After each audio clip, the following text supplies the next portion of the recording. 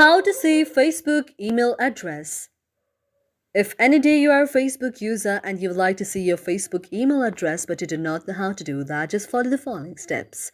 For this, first of all, you have to launch your Facebook application on your mobile device. You can find Facebook application on your mobile device and then tap on that. Now, after you find and tap on Facebook application on your mobile device, now you have to follow the next other steps. For that, you have to go to your profile like icon on the right side and then just scroll down until you find the option of settings and privacy. After that, you have to go to the option of settings. And when you tap on the settings, now you can see an interface like this. Now you have to tap on the option of personal details on the top. Now after you tap on the personal details, you have to tap on the option of personal details here.